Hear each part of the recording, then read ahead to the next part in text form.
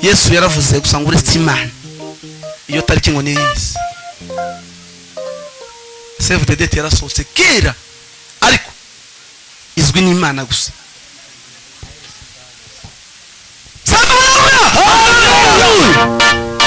Invitation zarasohotse kera. Muzantu mwozishakira ziri ku musaraba. Invitation y'abantu baruhi babaja mu ijuru. Invitation z'abantu batumiye mu bukwe bw'umwana w'intama w'Imana ziri ku musaraba niho ziri.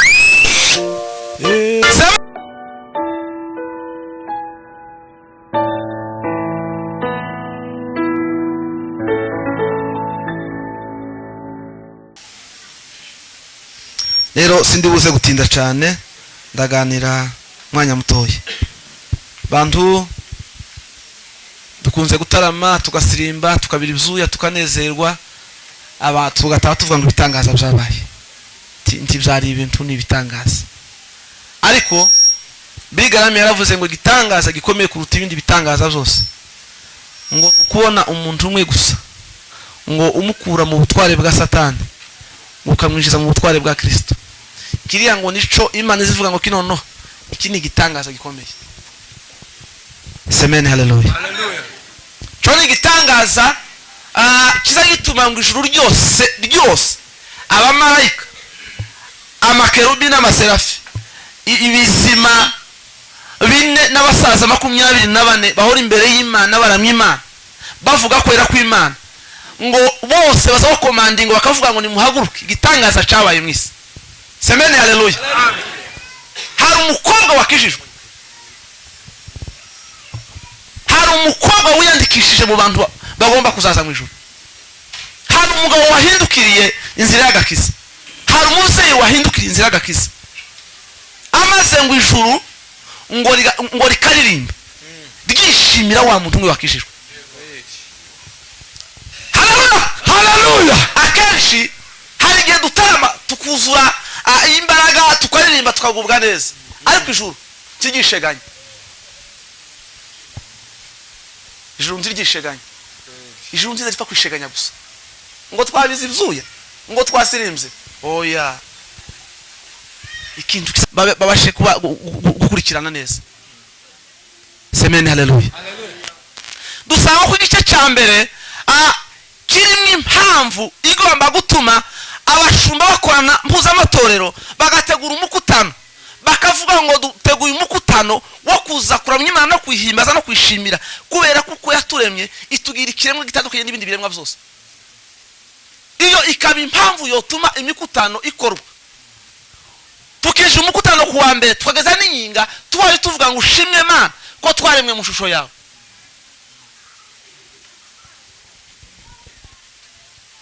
Mpamvu ya kabiri iri mu gice cya kabiri twasanze kuko indi mpamvu ikomeye igomba kuduteranya tugaterana mpuzamatorero yose zaribwagiriza igaterana.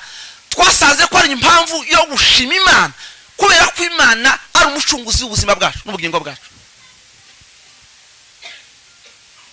Amen. Amen.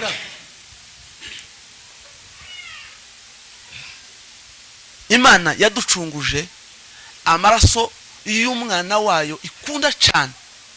Amen, hallelujah. Amaraso ngo y'agaciro kenshi.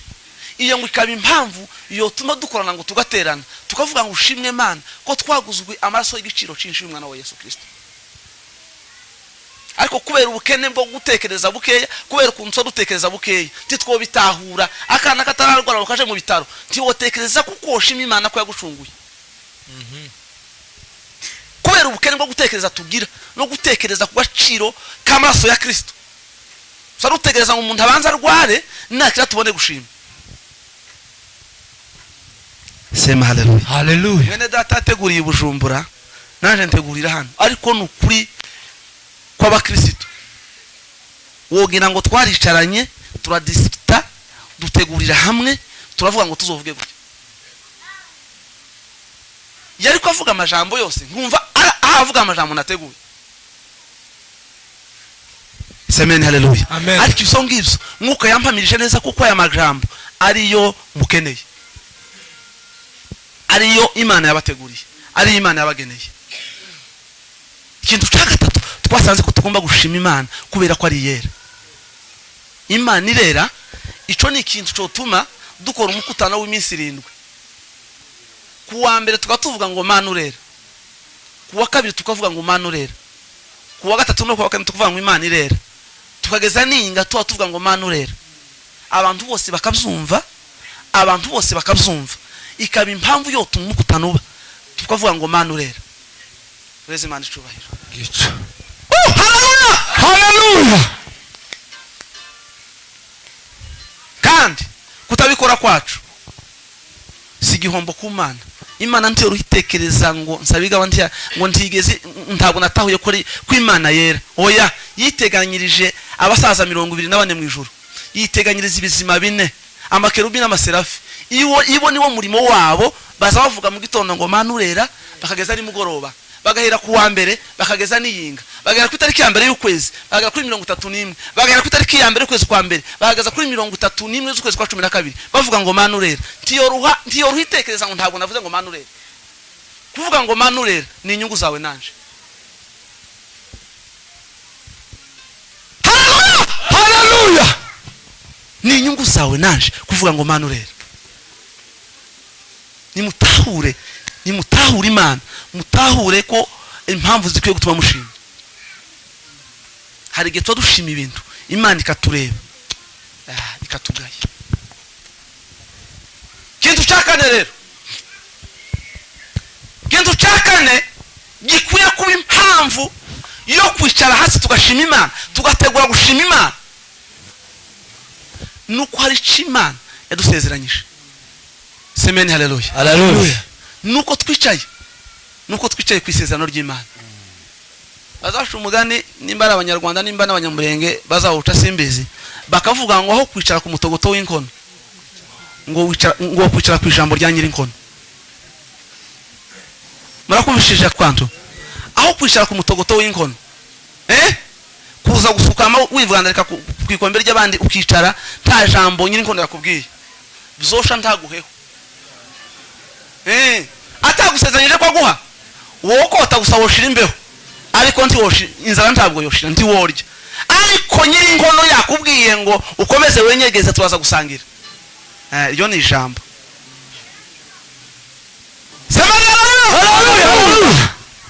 Impamvu rero igomba gutuma dushima Imana nuko twicaye ku ijambo, twicaye ku isezerano.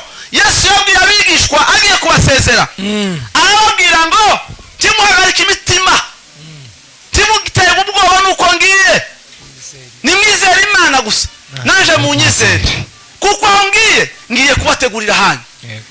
Semeni haleluya. Haleluya. Ngiye kubategurira hanyu kugira ngo aho ndi namwe muzabeyo.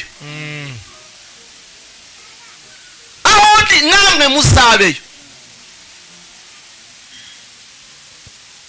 Semeni haleluya. Haleluya.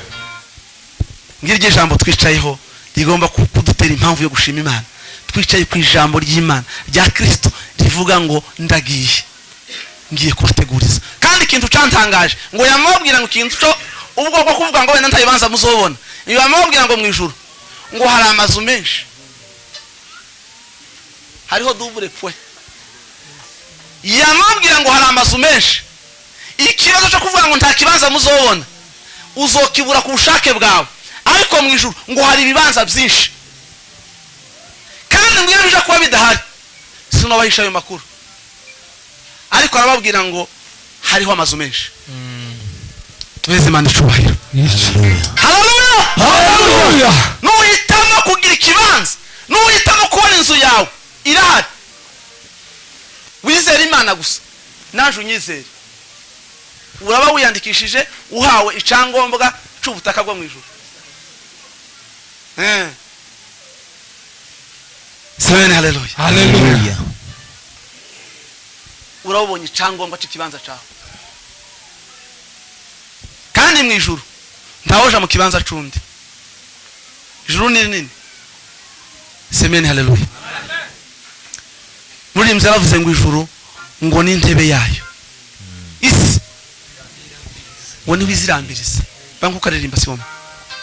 Ijuru ni intebe yayo, isinirambiriza iturinda ntihunikira iyo mana niyo turi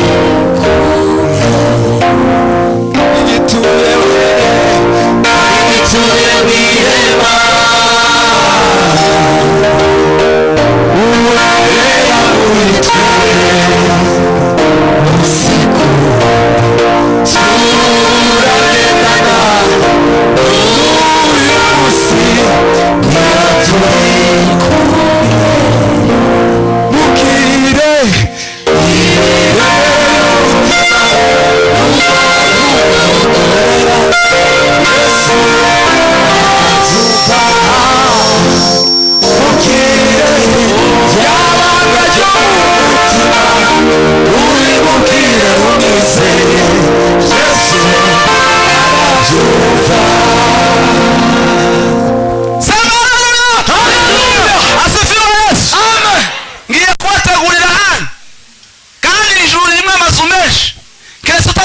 kujayo gusa Toma ngo yamasimbuka umuntu wari wamaranye imyaka 3 ngo yamavuga ngo iyo nzira ngo ndituyize kandi ngo niyo hayuje nta makuru yaho dufite ayuba Yesu ngo aratangara Toma wowe tumaranye imyaka 3 inzira amakuru inzira ntayuzi atoya benko dusobanura tubwira amakuru y'iyo nzira achanganyikiwe nukuri hari abantu benshi bari muri iyi nzira badafite amakuru yayo nta cyerekezo cy'inzira yo kuja mu ijuru bafite kandi baba mu itorero hari abantu benshi bari mu makanisa ariko batazi wahaye baje imyaka 3 Toma wabanye na Yesu bakamuvuga ngo iyo nzira nukuri ngo se ngo twebwirwa niki Yesu ngo arumirwa uko tubanye utazi ko ari jewe nzira nukuri n'ubugingo kandi ngo nta muntu ngo ubasha kuja kwa data ngo ndamujanye Filipo nango yamasimbuka ngo se uwo data ninde Yesu ngo atangara ngo arambwira ngo se ntuzi ko umuntu ambonye ngo babonye data nukuri mu matorero dufite abantu badafite ayo makuru kandi bari kumwe n'abandi bari mu makorari bari mu bayumbi ariko mu mazikerekezo ciwe tiyo gusobanurira bamaze imyaka myinshi bw'itorero ariko ntibazi ikerekezo ntibazi kuko hari ntasezerano bafite na Yesu baririmba basirimba barabwiriza barayoboye n'abayobozi b'amakanisa ariko nta sezerano bafitanye na Yesu Amen haleluya haleluya save the date y'umunsi wo kuja mu ijuru aho Yesu yarishize umuntu wese ushaka kwitaho no utumire nukuri nugera ku musaraba uzasanga iyo invitation iyawe irahari ku musaraba abantu bose banyuze ku musaraba abantu bose bageze ku musaraba izo invitation bazifite barazicanye kandi bazibitseho kandi nukuri umunsi w'ukwe nugera ufite invitation uzogenda udafite invitation tuzinjira weze mani cyubahiro haleluya haleluya iyo invitation ifite mwene data uri mu bantu batumiwe uyu munsi wa none wabona invitation ivuye kwa president wa republika akakwinvita mu bukwe bw'umwana wiwe sinzi ko bwokwira ukajya umutima mu wawe oja kuri Gacuma hariya haruguru wabona invitation ya president w'igihugu akwinvita gutaha ubukwe bw'umwana wiwe sinzi ko orara hano kubera iki kubera ishimo n'umunezero kubera kwitekereza agaciro mbawe n'agaciro kameze gute ariko invitation dufite iruta kure cyane guhabwa invitation y'umukuru w'igihugu dufite invitation twahawe na Yesu Kristo Amen haleluya haleluya kandi nziza kuri invitation handitseho kuko mu ijuru hari amazu menshi kandi ikibanza cya buri wese ubishaka kiriyo. Amahitamo nayawe naje.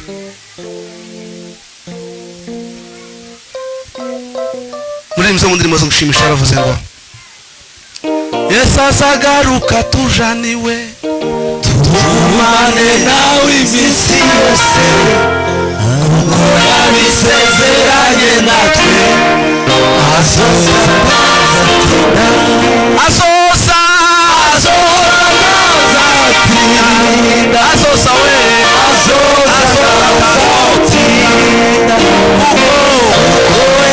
yabisezeranye natwe azoza Yesu ndiyo ati nango kumva imigasho yatindiye abantu. Oya ye nukuri. Oya ye. Yesu karaza kandi ari hafi.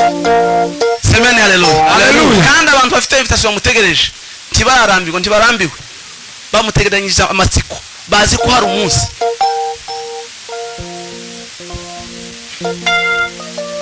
Araduhamagara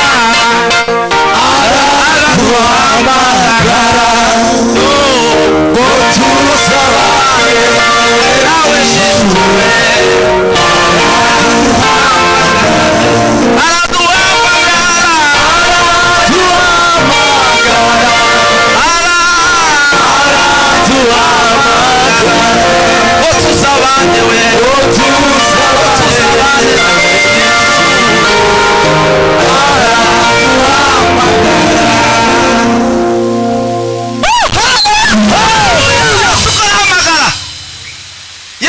Ntakeneye ko hari n'umwe iyo invitation itogeraho. Yaravuze ngo ntishaka ko hari n'umuntu umurimbuka. Semeni haleluya. Itegereje buri muntu wese. Invitation ya buri muntu wese irateganyijwe. Muratunguye gutaha uko bw'umwana w'intama w'Imana. Semeni haleluya. Inzira baratubwiye ejo bundi inzira zo kuja muri Amerika. Ubu nyine ngo hari izindi zabonetse z'amagendo zo guca muri Mexique. Ubu ni inzira z'amagendo ni inzira uca mudafite ibyangombwa byemewe n'amategeko. Hari abantu benshi baciye muri Mexique batuye muri Amerika. Inzira ija mu ijuru nta magendo ibayo, nta fraud. Semeni haleluya. Haleluya. Inzira ija mu ijuru ni imwe gusa, nta fraud izobaho.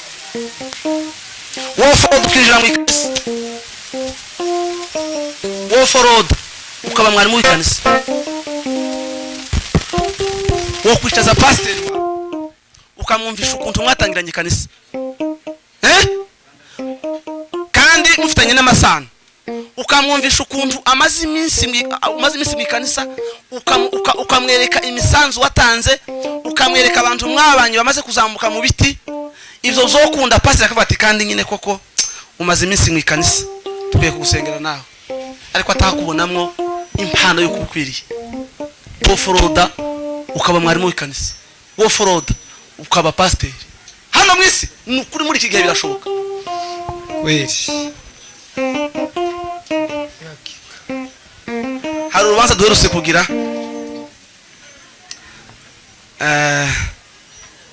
rw'umuntu hari habaye ikiriyo, twandika liste y'abantu uko abantu bagiye bitanga, noneho tukibagirwa kwandika kubanza ijambo pastor.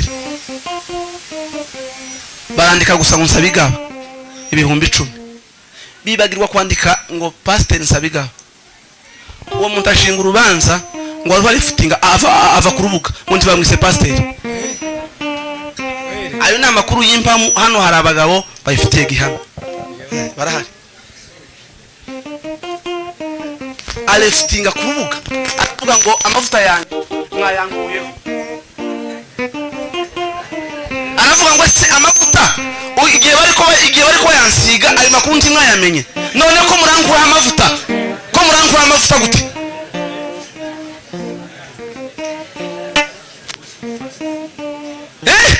Ko mumva ayo makuru ngo ndi bamwise pasiteri yamare futinga ku rubuga ngira ngo n'ubu ntaragaruka ndaza kureba neza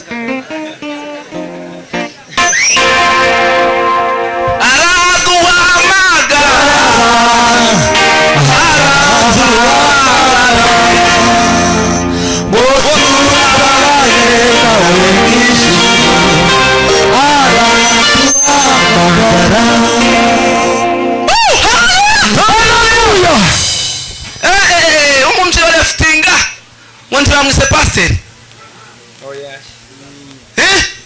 nukuri uwo nguwo nuko ari we twamenye ariko hari abandi benshi borefutinga hari abantu benshi babigendera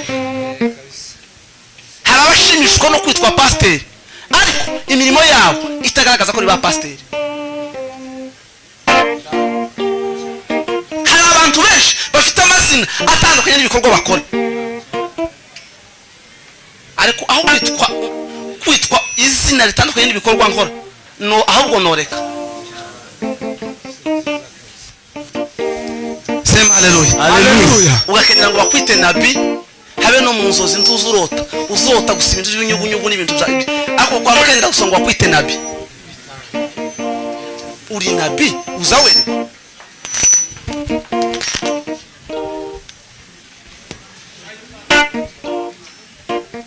sema haleluya ye kurangiza Yesu araryoshe Yesu ni mwiza twomuvuga tugahera mu gitondo kweza nimugoroba nababwiye nimugoroba ngo Billy Graham bamubwiye kuba president wa Republika president wa Amerika baramupropose kuba president aravuga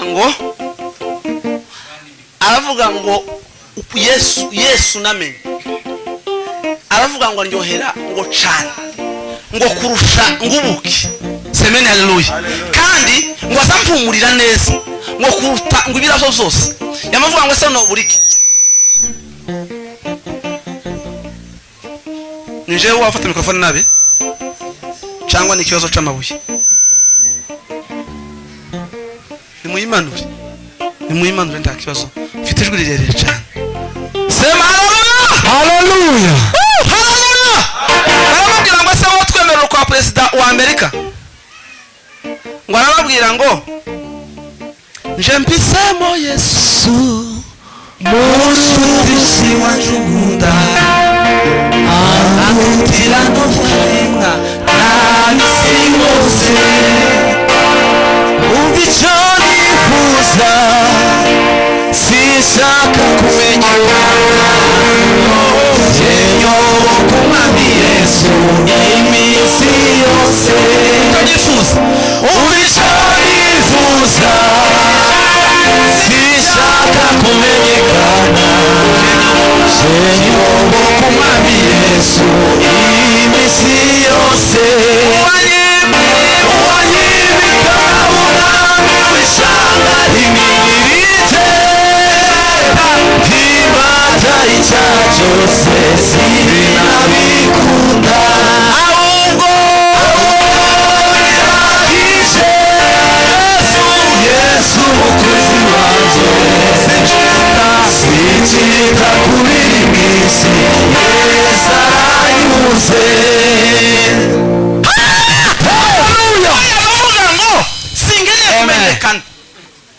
nimba hari ikintu cisha abantu muri iki gihe ni ugushaka kumenyekana kuba abasitari ariko mbiriga by'abavuga ngo nukuri njewe sinshaka kumenyekana njewe nayobotse Yesu iminsi yose Yesu aranzi nta wundi muntu nyuzwe nuko nzwi na Yesu nta handi nshaka kumenyekana ndanyuzwe Yesu wamenye aranyuze nta handi nshaka kumenyekana namenyekanye kwa Kristo ego izo birabaye semeni haleluya ariko uvuge dukumva wanyuzwe nuko wamenywe na Kristo Yesu yarakunyuze impamvu ni gushaka ibizubahira handi nukuri uwo Yesu wamenye si Yesu nyakuri uwo Yesu namenye yanguziye byose namubaye umutima waje nawe yarabagije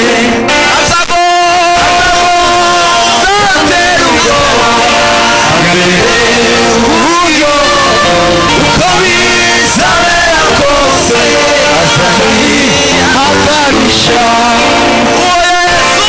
uwo Yesu namenye yadupfiriye zose abaye umutima wanjye aranganishe nabyago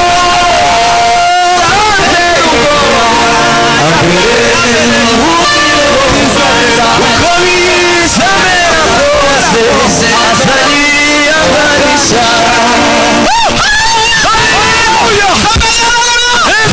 haleluya uwo Yesu namenye ngo yadutiye byose kandi uko bizomera kose ngo azonyihanganisha.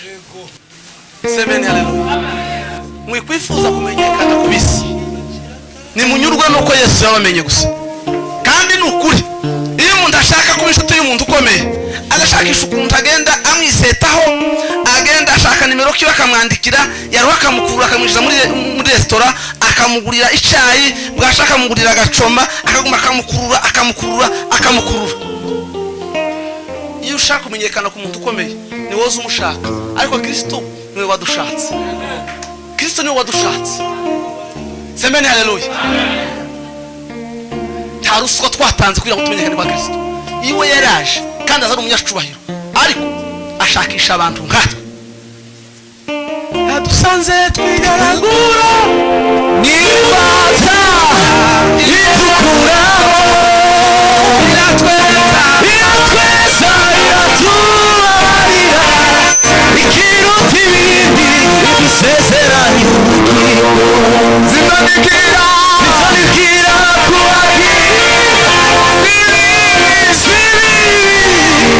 ahubwo ni nziza kugira ngo umutima w'ibizaza n'abakunda. Sema haleluya. Haleluya. Baza gusoreza ku mukunga wa undi w'amakundura konda wumva mu maguru. Semeni haleluya. Twishimire isezerano rya Kristo dufite, twishimire ko twatumuye mu bukwe bw'umwana w'intama w'Imana. Ico ni ikintu cyo tuma tubyinira Imana tuvuga ngo shime kuko twatoranyijwe mu bantu bwo kuzataha ubukwe bw'umwana w'intama w'Imana. Sema haleluya. Haleluya. Igice cya nyuma kiri muri Zaburi 150 umurongo wa nyuma. Nitegeko kigice kigereranwa no gutegeka kwa kabiri mu bitabo bitanu bya Mose, kivuga ngo ibihumeka byose nitegeko bishima Uwiteka. Ntabwo gushima Uwiteka na mahitamo yacu, nitegeko kubyaremwe byose. Kutabikora kwawe nuko itegeko. Ibihumeka byose bishima Uwiteka. Iyo Angel Bora yo muri Eperi hari hakurya.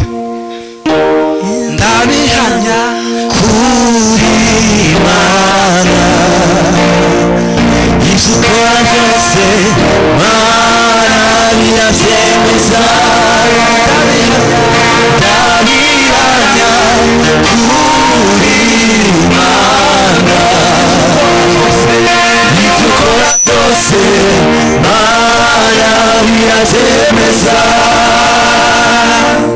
Uw'Imana zose ishima Uwiteka, ibihumeka byose ishima Uwiteka, ibihumeka byose ishima Uwiteka. Iri ni itegeko ryatanzwe n'Imana ko ibihumeka byose ibifite umwuka bihumeka byose, wereye ku biti biza bihumeka oxygen. Ntimubizi ayo makuru ntibafite. Ibihumeka byose ngo bishime Uwiteka. Sema amen. Nitegeko gushima Imana, nitegeko gushima Uwiteka. Ijambo ry'Imana rituganze. Haguruke.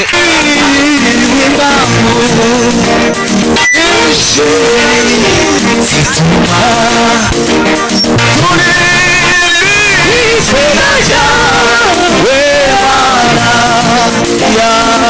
Oh, hariho impamvu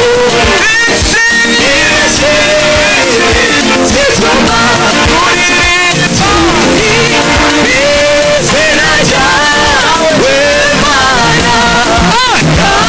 Mana yacu. Hariho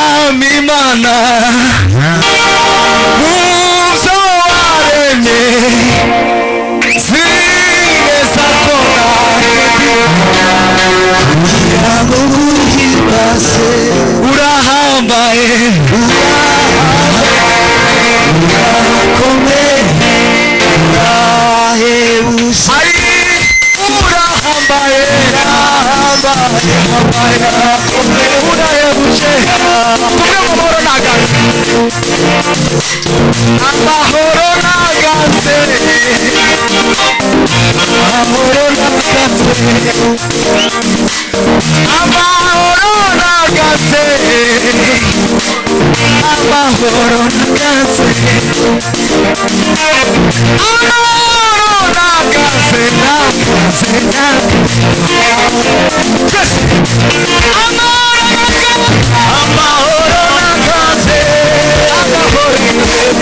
Amahoro na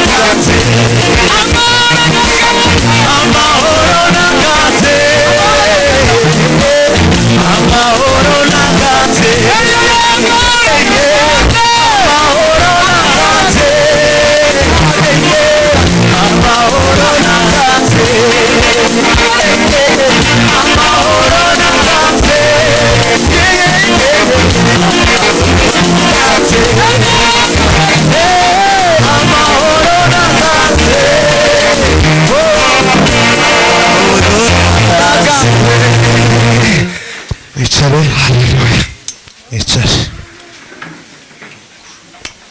reka dukore amashyi menshi ku ijambo ry'Imana